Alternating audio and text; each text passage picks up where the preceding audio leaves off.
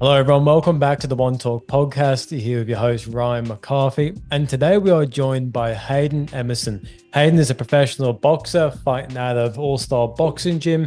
And in today's episode, we touch about Hayden's boxing career, his ambitions, mindset, training, and so much more. We dive into the life of Hayden, get behind the gloves and get to know the man, and also how he wants to maneuver his career and the steps he wants to take and the goals that he has. It's an inspirational podcast. It's a really good detail of the life of a boxer as well, and so on the journey of wanting to become world champion. So it's a really awesome podcast, and I can't wait for you all to check it out. In other news, if you've been listening to the podcast for a while, you'll know that every single month we feature a new GoFundMe on the podcast to be featured for the whole month. And October's GoFundMe is for Boston. Boston is a 18-month-old baby battling leukemia in Brisbane, and he is the sponsor for this month on the One Talk. And we want to be able to spread awareness and potentially raise some more money for Boston. And also on the 19th of October, myself and Crystal from KK Fit, we are running a fundraiser event for Boston as well. So if you're in the Brisbane area and north side of Brisbane, it'd be awesome for you to get you down there. I'll leave a link in the bio of this episode so you can check it out and potentially come. It's going to be a box fit session. There's going to be coffee, there's going to be food, there's going to be raffles. It's going to be such a great day, but it's all to try and raise awareness and money for Boston and help him with his fight with leukemia. Also, just quickly before we get into today's episode, if you could please leave this podcast a rating if you're on Apple or Spotify. If you can leave a rating, it would mean so much. It helps this podcast grow, helps us reach a larger audience. If you're on YouTube, if you could subscribe, that would mean a lot. But without further ado, let's welcome Hayden. Thank y'all. Thank y'all. The marathon continue. Victory lap tonight, though. Victory lap tonight.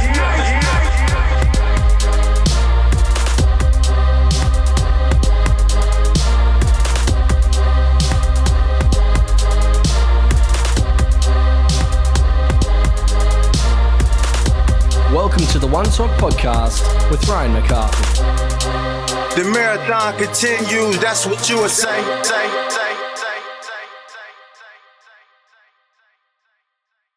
Welcome to the One Talk podcast. Hayden Emmerson, how are you, brother? Yeah, I'm doing good. Living the dream, living the Australian dream. How are you? Bloody oath, yeah. Just about the same, brother. Just about the same. So I want to start off. Thank you for coming on the show today. I appreciate it. Really excited for it. Yeah, I'm a fan of your work, man. I originally got introduced to you because we have the same barber. Barber, yeah. And yeah, came down and saw your most recent fight, and fuck, what a performance. Yeah, that was probably my biggest fight to date for sure.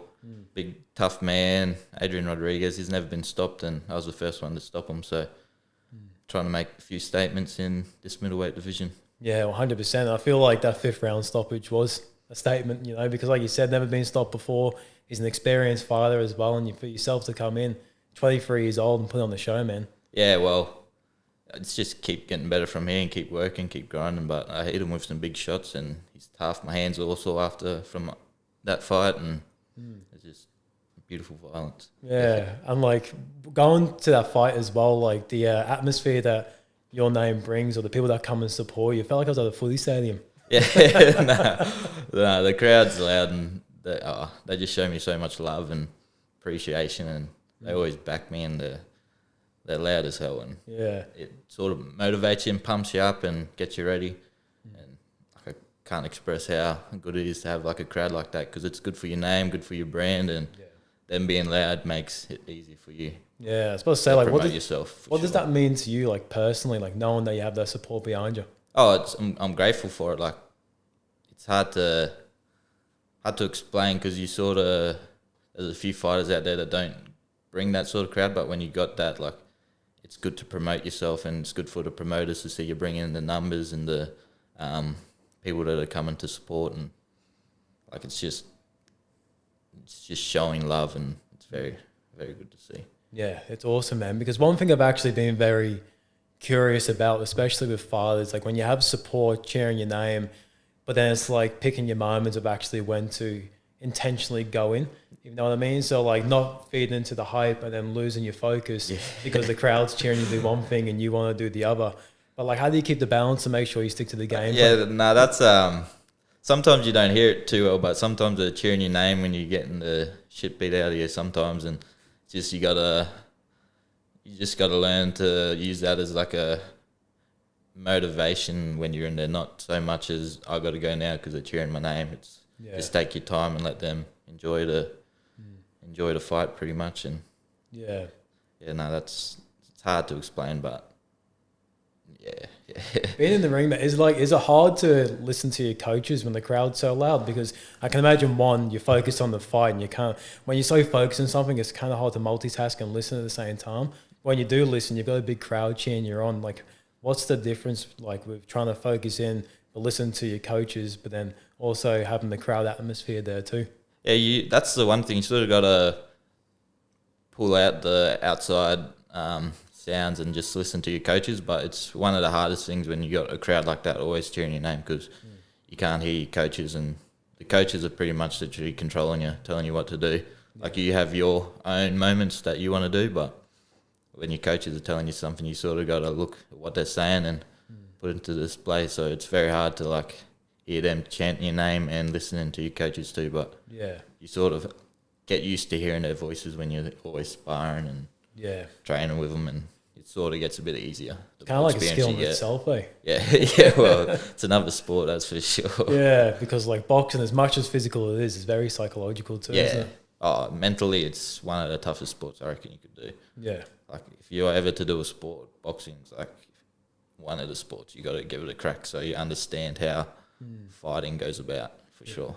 100%. Because I remember my first ever time sparring in the ring, like I thought like my arms would get like sore, but the first thing I gave up was my legs. No, like, fucking hell.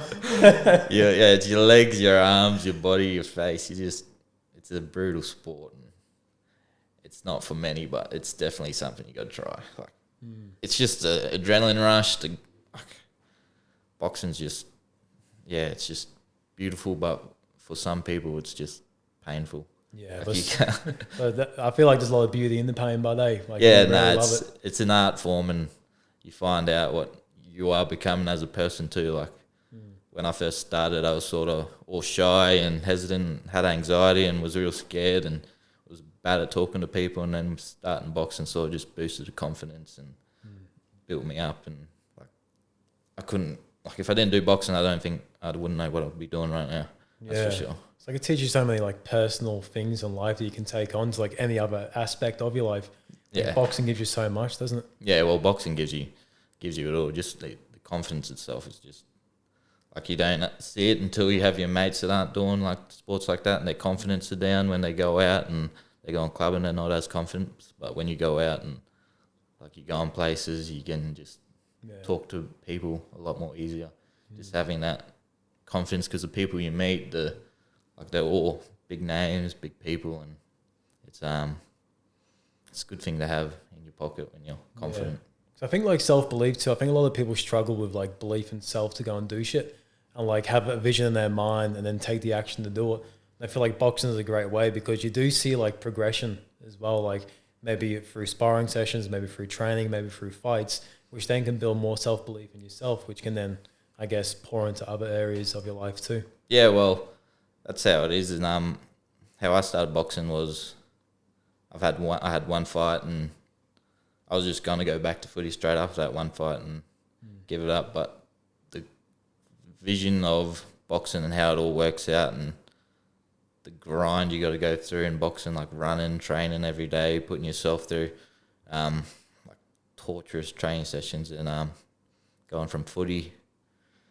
Like, you have someone to fall back on. Like, you have that excuse to blame your team if you lose. And 13 years of playing footy, like, you always had like that excuse to just blame someone else. But in boxing, it's on you. Like, it's one-on-one.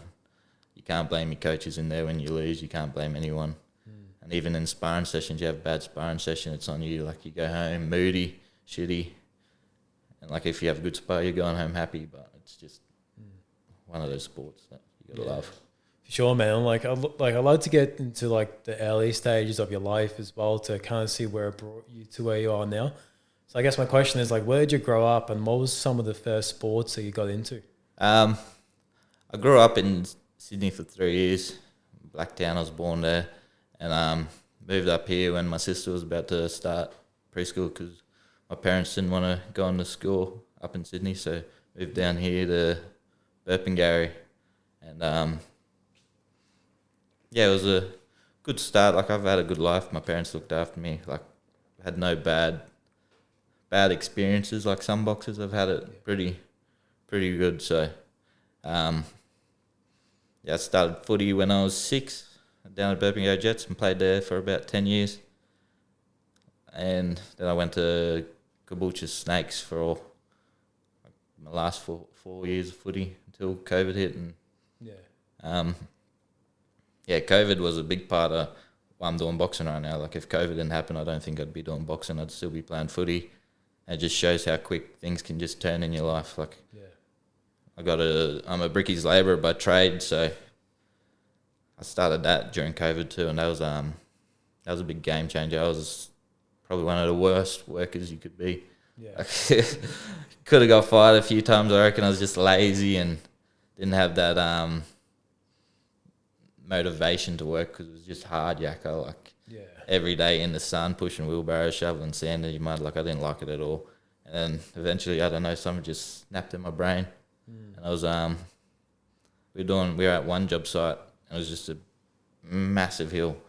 I was watching these workers next door, and they were just running, pushing wheelbarrows up the hill, like actually having fun while doing it. And when I was watching them, and as soon as I saw that, I'm like, I'm gonna start having a crack and start enjoying what you're doing. Like, the more you enjoy it, the easier it is. And like, if you're having fun with it, not moping around, dragging yourself around, like work becomes easier. Like, it's actually not a chore to go to work. You're actually having fun, and you start loving it. And work's a big part why boxing's so easy now too.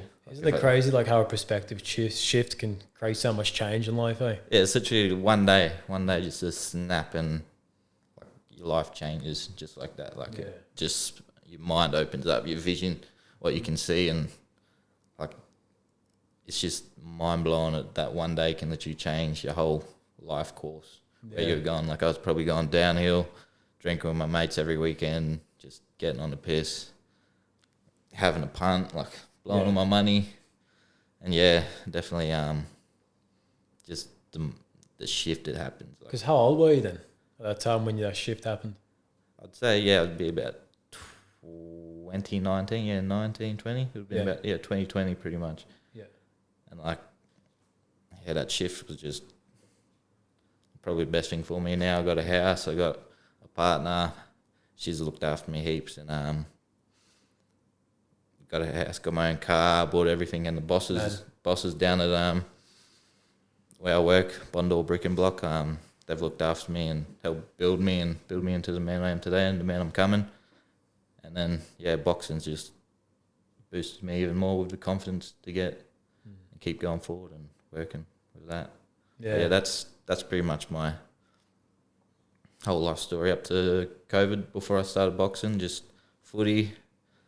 I did a few jobs at Foodworks, but that was just like $50 a week. So it was nothing. But it was just had good parents that looked after me, and that's sort of why I was a bit lazy, I think, during that time, because I always had, like, I asked mum for money, she'd give me money. I asked dad for money, he'd give me money. And so it just made me lazy. But when I started realising you actually got to do something to be a name in this world or leave a mark in this world, you got to do it yourself and push 100%. Yourself. Because, like, it's inspiring to hear, man, especially for any of the young blokes listening, or even just anyone.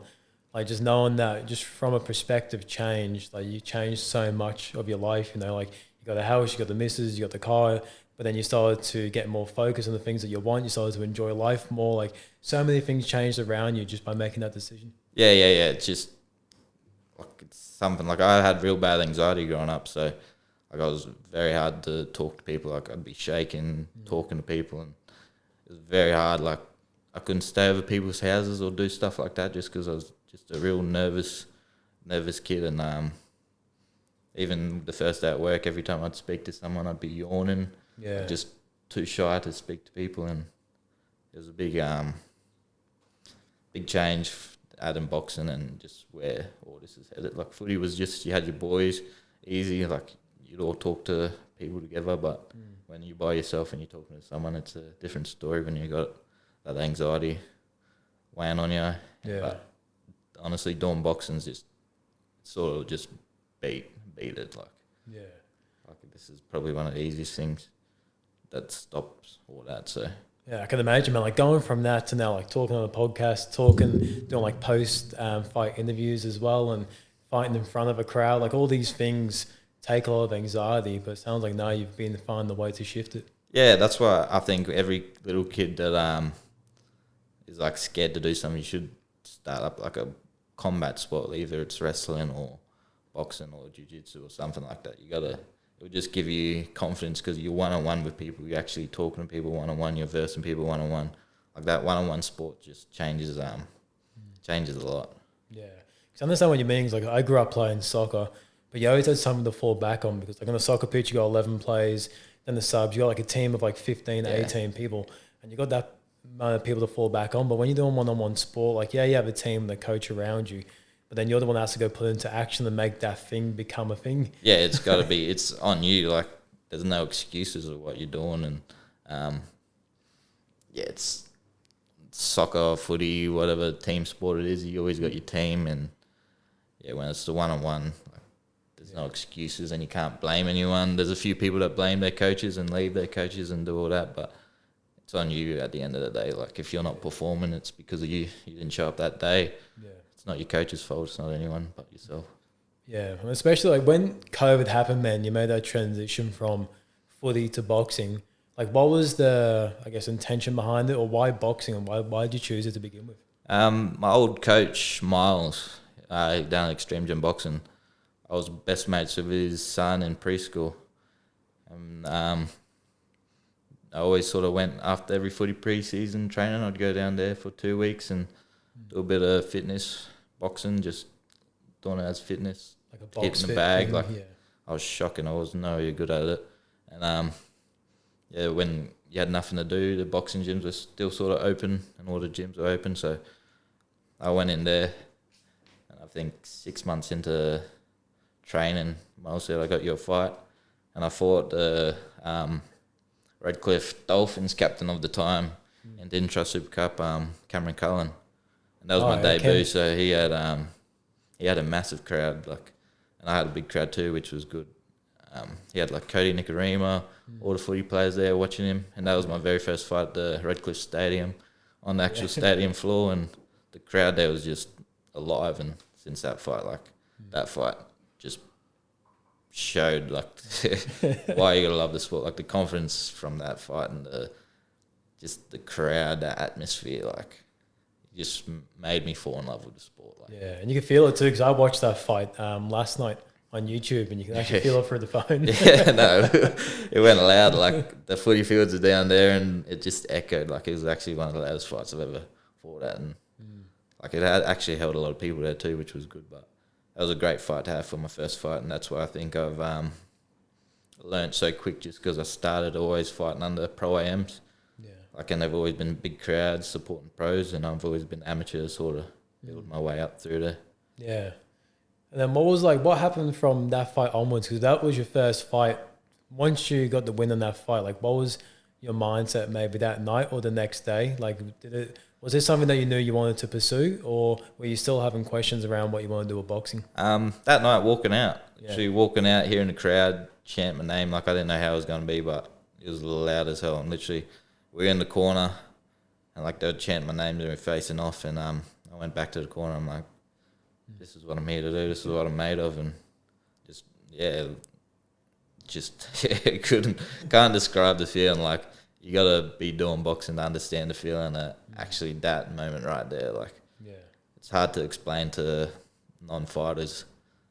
The feeling you get when you're in there, and you actually have people supporting you and just cheering your name, and it's like one of the best feelings. The highest of highs, lowest of lows. Yeah, and that point there was one of the highest highs of my career. Yeah, sure. I can imagine as well, because like if you play for a footy team and the crowd's chanting for the footy team, it's different to like you individually. Yeah, just being you. Like it starts just going away from the team, and it's just getting put on you, and all that support getting put on you is like one of the best feelings like I've experienced for sure. Yeah. But also, even in boxing, like it comes with lots of lows. You got your training, your injuries, like you lose. Like that's probably some of your lowest moments you can go through too.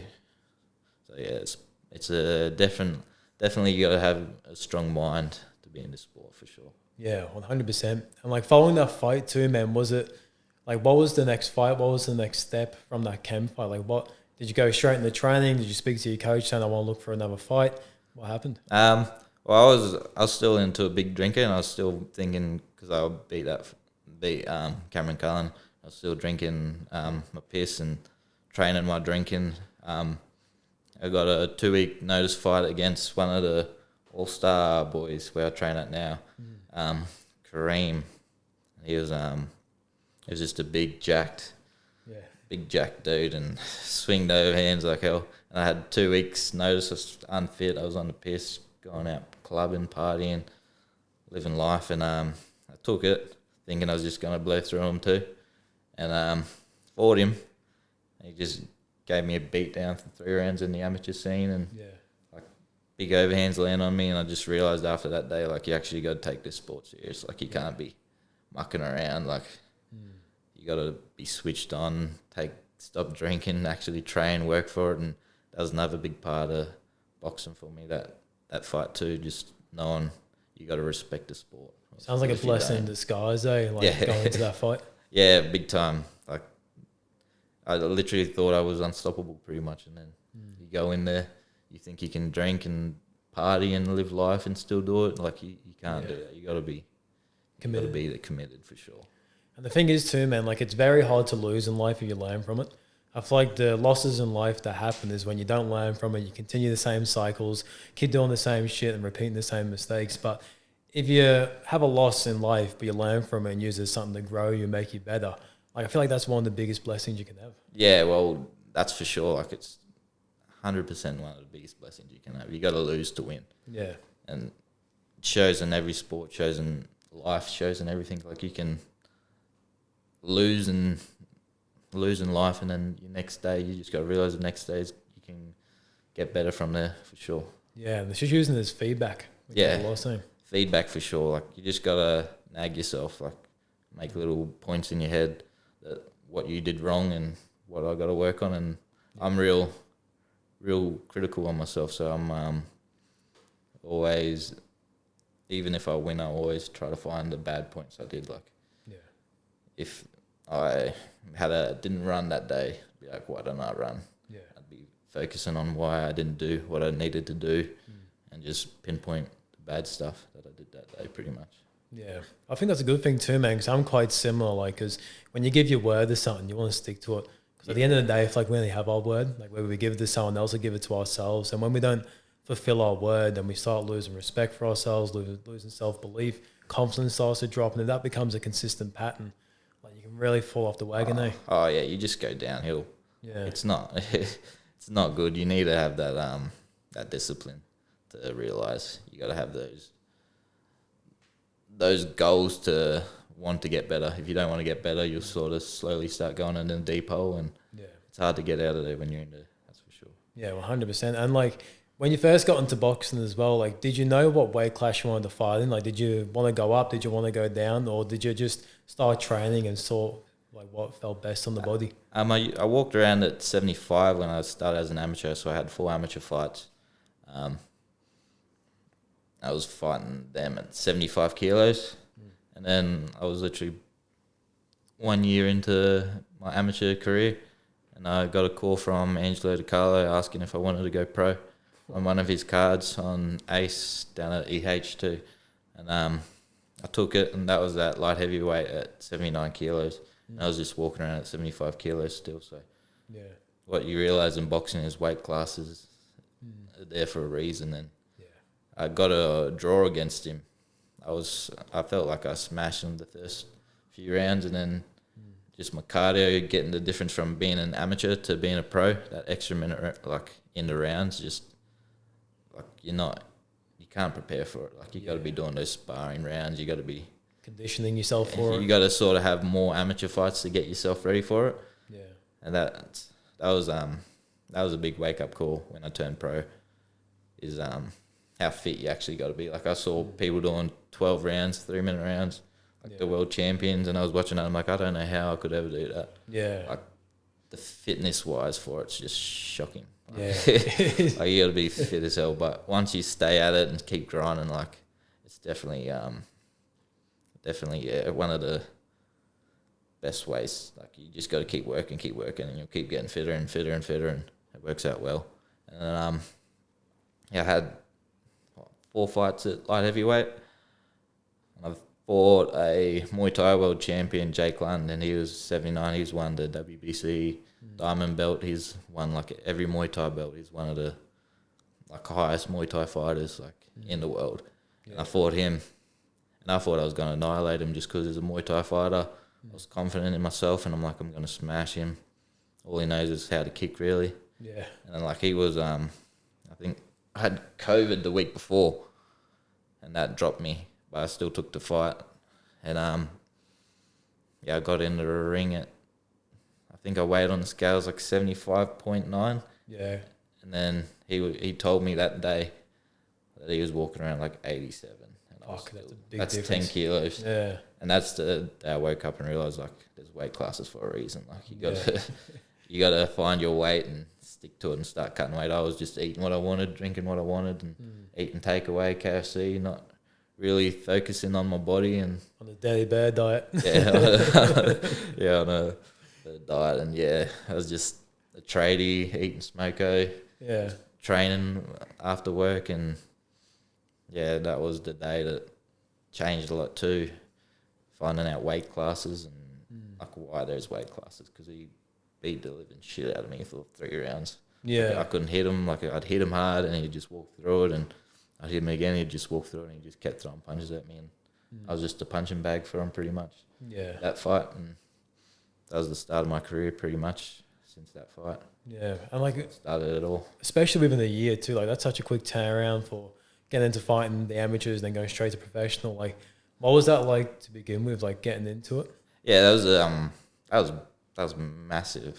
Do you feel like it flicked like another switch in you, or do you feel like it just accelerated the switch you already had? It did flick another switch, I do believe, because there's amateurs and then there's pros. Once you turn pro, there's a lot more people looking at you, watching you, because pros where you want to be in every sport. Like, you want to be a professional soccer player, you want to be a professional rugby player. Like, to be a pro boxer, that switched me. And I think it was my 21st birthday, so I turned 21, and I couldn't even go out partying on my 21st, and I love my beer, and that was probably one of the hardest things. So we went to Early Beach with the family for just a week, didn't drink, didn't do nothing, and just focused on that fight, because I'm like, I'm a professional now, I got to train, I got to not drink, I got to actually put the work in. And I was just, that was a wake-up call. Like, how pros need to train. And for sure, there's a big switch in the head that hit there. With yourself, man, like, do you ever like study other fighters? Do you mainly listen to your coaches? Is it more so feedback that you get from yourself? Like, how do you, I guess, learn all the things that you've learned? Well, the big thing is, my mate Benny, he since meeting him, he's changed everything for me pretty much. Like, the style of boxing I fought. I always used to think I was a boxer and could box long, and match it with people that had over 100 amateur fights. Like, I've only had 4 to their 100, and I try to box them. Yeah. In the real world, you're not going to beat a boxer when you've had 4 fights.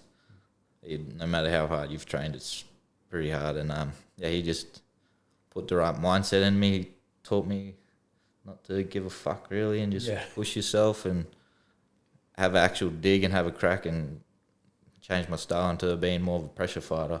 Because I'm a brickie, I'm tough, I'm strong, I'm short and stocky and got like big upper body.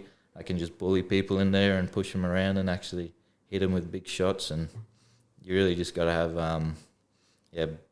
being a pressure fighter, and a pressure fighter I am, it's just got to have big balls, and you definitely got to like push the fight and like not be scared to get hit and come forward. You got to take a few to give a few, and that's why I think I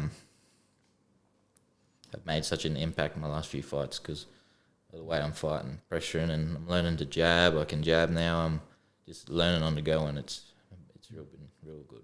Yeah, you can see as well, especially that fight against Rodriguez. It felt like he barely had any room to breathe during the fight because like just the amount of pressure had him against the ropes, constantly body head, and like you could see that actually come into like fruition in your last fight. Yeah, he's like I said, he was tough. Like you're not meant to stop him. Like he's fought 2 times. His last 2 fights were for Australian titles, and they were against Mitch Leake, who's the middleweight Australian champion right now, and then he fought Max Reeves, who is the super middleweight Australian champ, and like, they couldn't stop him. So me being able to stop him, and what I'm working on at the gym with Hayden and Benny, and what we're working on is really benefiting my style of boxing, and I think we'll slowly start taking over very, very soon. Yeah, sure. Definitely. Because I think that fight with Rodriguez, correct me if I'm wrong, but was that 3 weeks after your fight with Mira?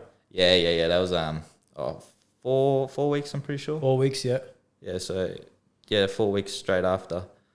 We knew about it, but we used Peter as just a warm up fight, getting myself ready, getting used to, because I only joined All Stars 2 fights ago, so that Peter fight was my first camp with All Stars. So I got to get used to working with them, getting used to training, listening to what they're saying, how they work. Like it's a whole different, like it's like starting a new apprenticeship. Like you got to work with them and how it works, how they train, what works for them, what works for you, and you sort of just got to start clicking. And that was a good warm up fight for us to sort of start bonding and clicking, and then had the Rodriguez fight, and we were pretty clicked on there, listening to them and hearing what they had to say when I was fighting, and like it made it a lot easier, for sure. Because like I've always wondered from like an outsider, because someone like yourself being active, like fighting 4 weeks after your last fight, seeing someone like Billy Polkanon who's just fighting all the time as well, very active. I'm curious to know, like, what's it like training, doing the camp for one fight, and then 4 weeks later having another fight? Like, do you have a break? What's the camp like transitioning to the next fight when it's so quick? Like, could you talk to me about that? So it's 4 weeks. After you have that one fight, you sort of try to stay fit because you got to cut weight again, and cutting weight's definitely the hardest thing to do. Like, that's the main point of camp, is losing that weight and trying to not get yourself big again and staying fit. But going from one fight straight to another, it's sort of just like a sparring session, and you're going into the next one, you're just staying fit, and you stay real fit. Like, I was confident I could do like 8 rounds with them easy. The last 21 days I didn't do any sparring for the Rodriguez fight. Had a few injuries, and but I was still confident because I've had that fight 4 weeks ago, and I had a good camp leading up to it. Like, I didn't need those rounds to be in the ring because I was just prepared mentally and physically for that fight, for sure. Yeah, and it's like it sounds like it's like getting yourself to a really good baseline, so you're kind of always ready for that next challenge. Yeah, well, all this year is just it's a good baseline. Like, after this fight, like I had a week off because of a few injuries from that fight, and like I back into training this week, and like just my baseline fitness, like I'm still fit. I'm not sweating too much, hitting the bag, working the bag, and like I still am able to breathe normally. After a camp, I'm like rooted, and it's like 2 weeks of hell getting back into it. But my baseline fitness, like it really helps big time. Like the more you stay doing it, the easier it is. Yeah, for sure. And like knowing yourself, man, like just knowing like how dedicated you are to the sport, because like you do bricky labouring as well as top of training and fighting. Like, can you talk to us about the balance of doing the bricky labouring and also fighting and doing camps? Yeah, well, so like, because like I used to be a chippy, and it's fucking hard work, like 12 hours a day in the sun. Yeah, it's brutal for sure. But yeah, I think we wake up 5 o'clock, get to work about 6:30, and I'll work 6:30 to 2 o'clock in the sun, being a brickies labourer. Everyone knows what that is. I don't really need to explain it to them. Like, it's probably one of the worst jobs. I recommend to young fellas that are starting out, like, be a chippy or a plumber or a sparky, make your money. But if you love your hard yakka and you love the grind and being in the sun, and like, you want to build yourself up to be like a killer, I definitely think being a bricky labourer is the way to go. But yeah, I finished that at 2, and then I get to the boxing gym straight after work. Go there, get to boxing around 3, and train with Hayden from 3 to about 4:30. We get our work in, and then we go home, make dinner, have dinner about 5:30, and then I go to World Gym Burpengary. I got my strength coach, Moo, down there. He does all my strength conditioning and my building up. I work with him from about 6 to 7:30, and then I go for my night run. Yeah.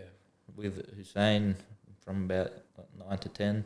Yeah, man. Go to bed at 11, wake up again, 5 o'clock, go again. Go back at it. It's a big grind. Like, it's mentally tough, but I'm used to it. So Yeah, but it just shows like the character you have within you.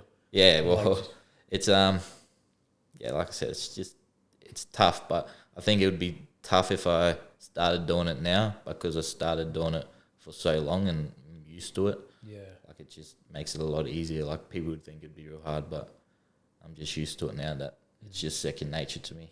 I can imagine with playing footy as well, because that's a sport that you have a lot of hard hits on as well. The body's kind of used to, I guess, high impact running. Yeah, and that's I always played fullback. In my last few years, I played lock. I was probably one of the smallest locks. I was never too big.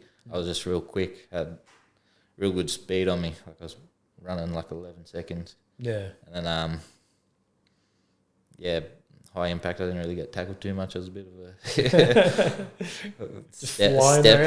a stepping, getting out the way, and never taking too big of hits until my last few years playing lock and getting big men to run over me and using my defense. They put me in the middle a bit more just to get my attacking, like players Isaiah Yo from the Panthers pretty much. But I just wasn't, like, when you're defending and you're got to attack too, like, you got to respect their conditioning, because that's hard too. Like, each sport has their own conditioning. You got the footy conditioning, then you got the boxing conditioning, you got the soccer conditioning.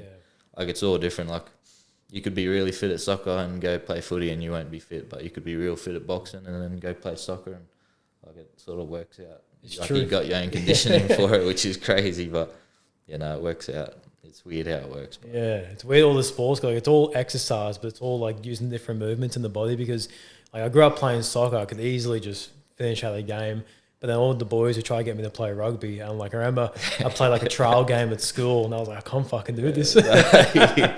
It's crazy. You can't. Like, sometimes even like swimming, like, people can swim for laps, but I swim like 50 meters and I'm drowning in the pool, and like, it's crazy how the fitness works for it. But like, you just build it yourself. You just got to keep doing it, and once you're used to it, like, it's just second nature to you, and it gets easy. It's like anything's really achievable, isn't it? Yeah. You just got to put your mind to it. Yeah, you just got to put crack. your mind to it, and like, mindset wise, like, if you have a good mindset towards it, you're going to be sweet. Yeah. But yeah, definitely crazy how it all works. Yeah. And like, I know, like, working hard for sure, but like, to work hard, there's got to be a balance to like rest hard as well. So what does like recovery look like for you, bro? That's probably something I got to work on still. Like, my recovery, might have a Sunday recovery session, but then I might train Sunday. Yeah. So Okay. I might be doing 10 days straight of training and maybe trying to rest 1 day a week, but it's just, it's hard. It's hard with work sometimes too. Yeah. Because working's pretty much training every day too, like pushing wheelbarrows, shoveling mud on the boards, like you're always like physically doing something. You're always like pushing. It's like a whole other workout too, isn't it? But recovery is definitely something I got to work on, because like, the older you get or the more you do it, I feel like just more injuries start adding up, and like, I don't stretch, so my flexibility is like shocking. I can't even touch my toes or lift my leg over my hip or anything like that. So I got to definitely work on, recovering. Something I haven't really done. Yeah, but it's something I got to start doing. Yeah, I heard yoga is probably one of the best things just for longevity, just in mobility. Yeah, maybe even like, I reckon dancing would be good. Like, start dancing hip hop or jazz or doing salsa or stuff like that. I reckon that'd be real good for like your mobility and getting moving. But Was something it? I want to try, I reckon. Yeah, was it? I think it might have been. I might be wrong. It might have been Oscar De La Hoya who did like ballet as a kid, or Yeah, there was a few boxers that did Yeah. all the dancing. I think it was Oscar and I think Lomachenko did as well. Like he took yeah, a couple of years off. Lomachenko. Yeah, he did ballet and I think his gymnastics or something like that. Yeah. His coach let him do. Yeah, for all the footwork stuff. Yeah, all the footwork and stuff like that. And that's why he's one of the best footworks in boxing. Yeah. I don't think there's too many people that got better footwork than he does. No. But yeah, that's 100% comes from dancing. Yeah. 100% comes from dancing. Has to. Yeah, I can't see how else it would work. So, like, for yourself, man, when it comes to your career, do you set goals? Do you set things you want to achieve? Like, what does that process look like for you? Goals right now. I never really had goals when I first started. It was just one step at a time, float the boat, and keep the boat afloat pretty much, and keep slowly moving forward. But now I'm getting where I want to be in boxing, and the name I'm getting slowly, and people starting to recognise me a lot more, and building my brand up. Yeah, my goals have changed a lot. Like before, it was just to win like a belt. I won the Australasian title. And I thought back then when I first started, I thought that was massive. But now, like, I don't really care about that belt. It's like I want bigger belts, bigger fights, bigger names. I just want to keep like proving myself because a lot of people doubt me, and that's one thing I've realised. Is I had a fight against my good mate, Bryce. We fought on a DAZN card, and I was paying $15 to win. Yeah. And he had his friend group and I had my friend group, and massive crowd, like toxic as it could be. Like my mates wanted to fight his mates wanted to fight my mates, and it was definitely one of those fights that changed like a lot. He ended up getting the win for the Queensland title over 8 rounds. I thought it was a draw, personally. I had it 4 rounds to 4. I didn't see me winning the fight, but I had it a draw. Like I had me winning 4 rounds and I had him win 4 rounds. And that's me being honest. And but after that fight, I was walking out the ring. All his fans were shouting, "Fuck you, Hayden," throwing shit down at me, and Fucking hell.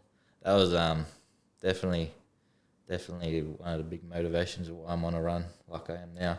Yeah. Just wanting to show a few people what hard work and Dedication does, eh? dedication. I got a photo of his hand getting raised, and that's one of the photos every fight I look at and just see why I'm doing this and what's my why, and people want to know it, and that's my why. Yeah. I'm coming to show people what I'm made of. Have you always had like that mindset as well? Because when you have people doubting you, some people can take it as a way where I guess they go into like a victim mentality and boo-hoo them, but then some people use it as a way to make them more hungry, to actually make them more motivated to go and achieve the things. Like, have you always had the mindset to, I guess, use negative input from external people as something to use as positive? Yeah, well, that's definitely that's an amazing question. Negative feedback is like, that's what everyone says. I can't do it. I can't do this. I can't do that. I just like proving people wrong, and that's probably the best like outcome of it all. Like when people say you can't win this, you're not going to win this fight. It's a tough fight. You're going to get hurt, and then shutting them up after is probably one of the best feelings you can do. Yeah, for sure. And it's it's probably why I do boxing. I like showing people who I am and shutting the doubters up pretty much. Yeah, and it's been happening a lot lately, so definitely it's working well, especially in the last 6 weeks. yeah. I'm on a good run, 4 fights, 3 KOs in my last since fighting Bryce, and we're on a run. Yeah, let's just keep getting better, keep working, keep moving forward, and having fun with it while we're doing it. Yeah, 100%, bro. Because like going towards the end of this year, is there anything in place, any plans, anything you can share or you want to share? Or we got an all-star fight night on 5 weeks, I think, from now. Man. And I got a opponent matched up. I think Benny Harrington's got me an opponent matched up for that card on their show. And so that's 5 weeks away. Should be fighting on that. And then hopefully in December I can finish on against Nathan Watson on an ace card. I called him out on the fight. I haven't heard anything from him. He's I think he's a bit gun shy. Yeah. Doesn't want to face me, but I'm excited. Hopefully he says yes and I can shut his lights out. Yeah, hopefully get some news back soon. That's locked in for December. Yeah. Well, there's 2 fights to finish the year off, and that will finish me off at 9-3-1 when I was 3-3-1. So, man, that was turnaround. Yeah, big turnaround. Yeah. Yeah, it's exciting for sure.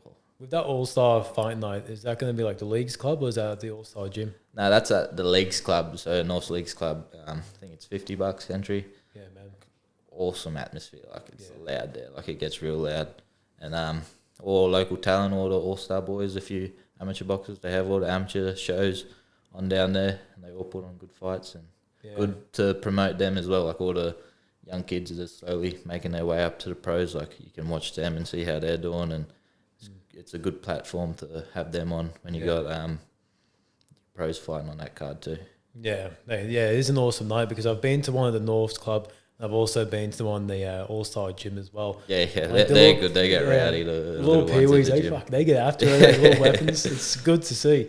Yeah, you got to. I think because I do a bit of PT at this gym in Redcliffe, and they got their peewees there, and just seeing like the peewees train and how they train. I think starting your kids. Every parent thinks you shouldn't be putting your kids into boxing, but I do believe it's one of the best sports that you chuck them in. Like from age 9 to 12 is the sport you sort of got to get them into, even if it's karate or like wrestling or something like that. You got to get them into like a bit of combat sport. Just gives you discipline and confidence. Like the kids down there used to be little shits, but they're not anymore because it sort of controls them a little bit. They can take their anger out on the bag or on the pads, or when they're sparring, they can take it out on each other. And I think it's a good thing for them. It's good. I feel like it's a way to keep kids off the street as well. Yeah, for sure. Like I'd be a little fucker right now if I wasn't doing boxing. To be partying, living life, traveling. But it's definitely. I'm glad I'm on the path I am now. Yeah, it's awesome to see, bro. And it's been an absolute pleasure talking to you today. And I've got like quite a fair few of Q&As I'd love to get through from the community. So glad to hear it. For the people listening, if it's your first time on the One Talk, every episode we do a community Q&A segment. So we put it out there online for people to send in questions for the guest. And the first one is, what's your proudest moment in the ring? Probably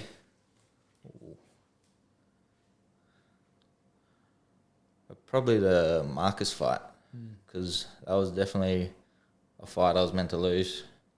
And after the Bryce loss, like a lot of people doubted us, and to stop him the way I stopped him and beat him up, the rounds I beat him up in, like he's been over to Germany, fought over there, and had heaps of amateurs, travelled, and I shut him down. And gave him a good beat down, and that was definitely a big stepping point and probably one of my best moments in boxing so far. Yeah, that exact moment when you knew the fight was over, like what was your initial feeling? When I win, I normally am very humble and not. I don't like to boot myself up or jump around and celebrate and do all that sort of stuff. I normally go see the corner, shake their hands, and do all that. But once I won that fight was like all the hard work I put into it, all the grind, the mentality I went through, the hustle. Like that was definitely just. The emotions showed once I won, got my hand raised for sure. Yeah, fucking hope. Our next one is it true during COVID your eyebrows and hairline started to separate? That's correct.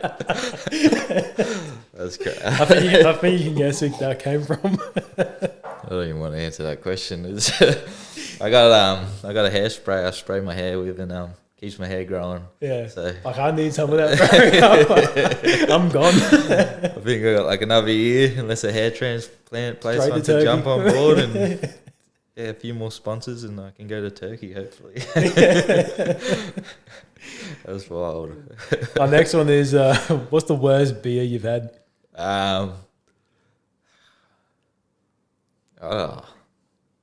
There's a few bad ones, but I wasn't a big fan of Bintang. Like I didn't. Went over to Bali and Bintang wasn't it for me. Oh, they're similar to better. I wasn't a big fan of it. Just wasn't it. But heaps of people said they like it, but I don't know. Just wasn't my type of beer. Yeah. Well, what's your favourite? I love 4X or Northern. They're my go. And then I got a new beer company jumping on board, hopefully. And Buddy Brewing down in Birmingham, they make real nice beer. I had a drink of theirs after the fight and goes down well. Oh, sweet. It sort of reminds me of a mixture of 4X and a bit fruitier. Nice. It goes down well. I'll have to go into it. Yeah, no, it's real good. Where did the Hold My Beer come from? Like, where did that start from? A lot of people got their own mindset on it. Like, I sort of let them think of what it comes to, but the real reason is like I was only going to have that one fight against Cameron Cullen and go back to footy after COVID. So I'm like, sort of hold my beer. Yeah, I'll be back. Have this fight. I'm going to come back and have a scrap, and then I'm back on the piss. But yeah, that's how it pretty much all came apart.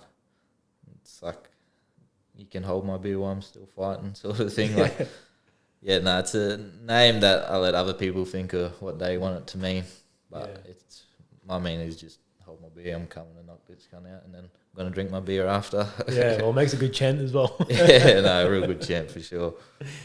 Our next question is, starting boxing late, what separated you from other fighters?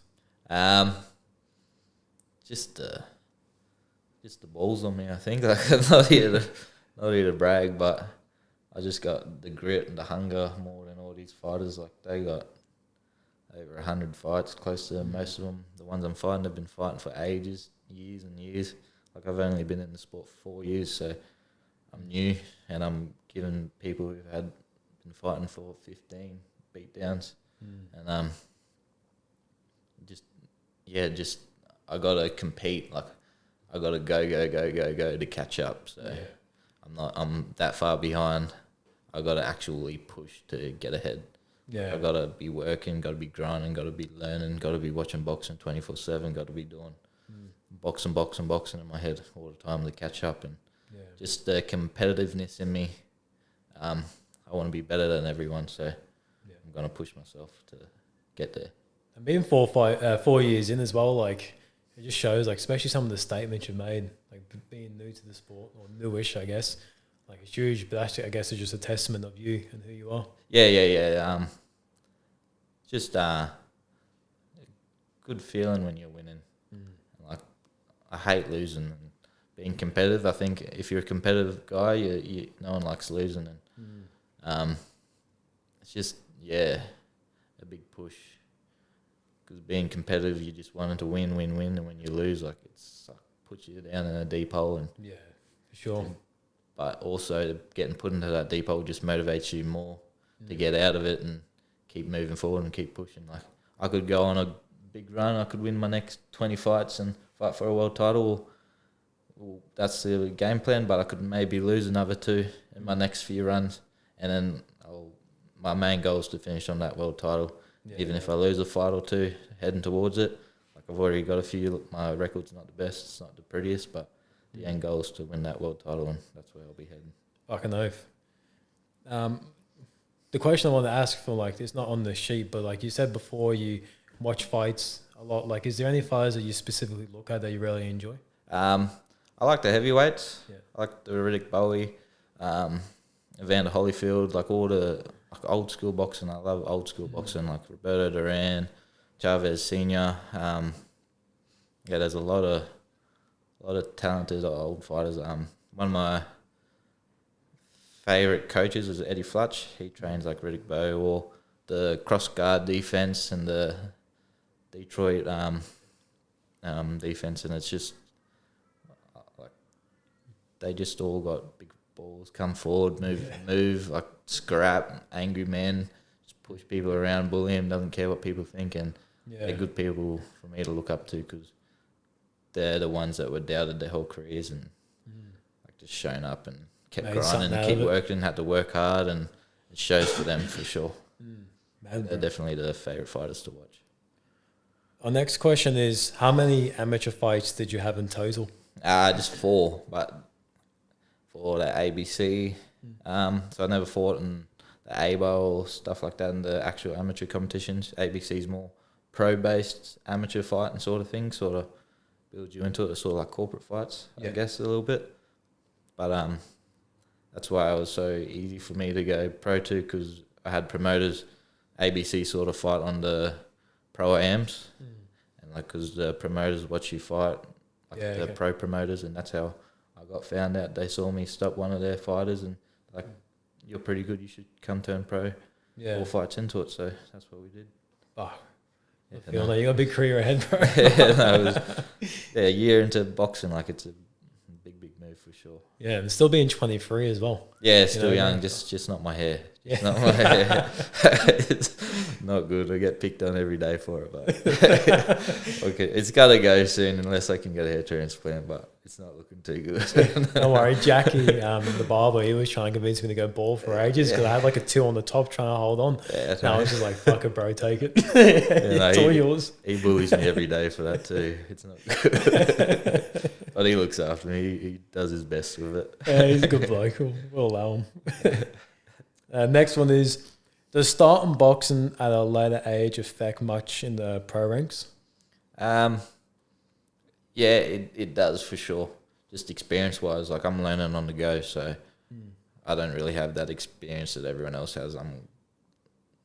It's just like when you have all these fights, you get these twitches and you start learning. Yeah. Like, I'm still learning all the like little tricks in boxing where they've already learnt it all and know how to use it. So I'm still learning, like, and I'm learning pretty quick. So I got good people around me, a good team, a good support system, and they're all here to support, and they're watching me slowly just got running through everyone. Yeah. Could you talk to me a bit about like how important it is to have a good team around you?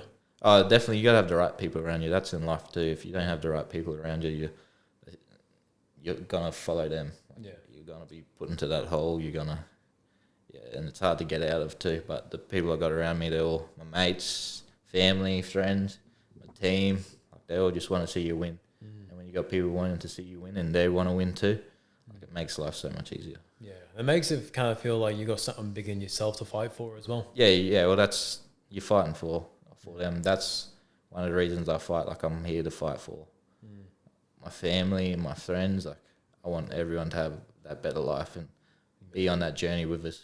Like, I don't want it to just be a me sport. I want it to be us. I want to take us all there, not just me. Yeah, we're all coming up. Yeah, for sure.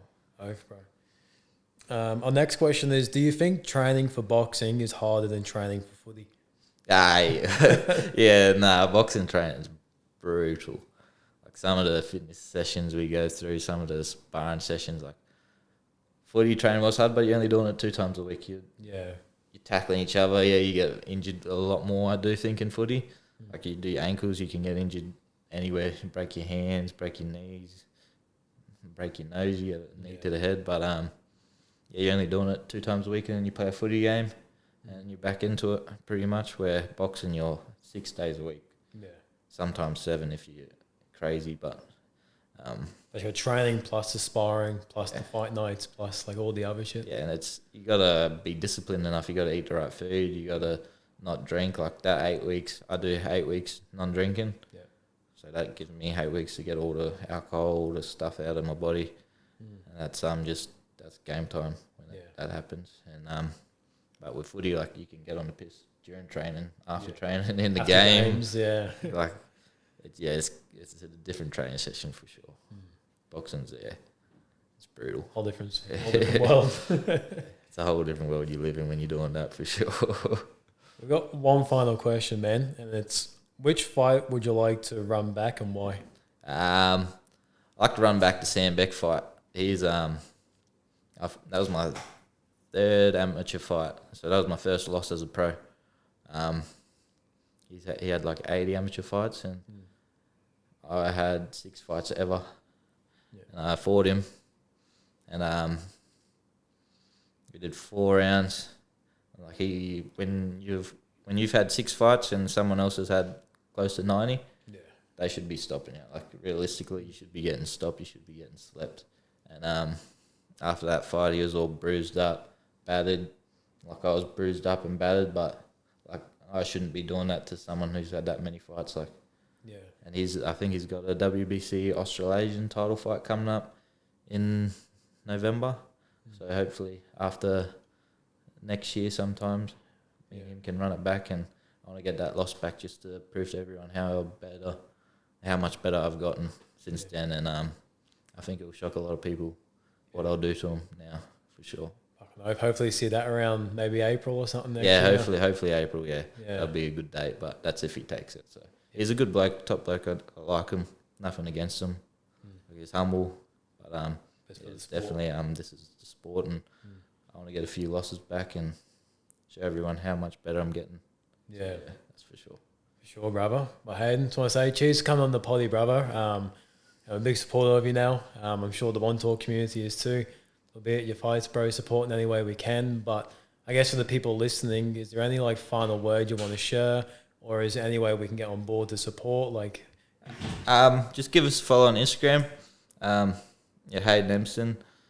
Like, that's the only way you really can support fighters or sponsors. Like, if you want to jump on board, hit me up on Instagram.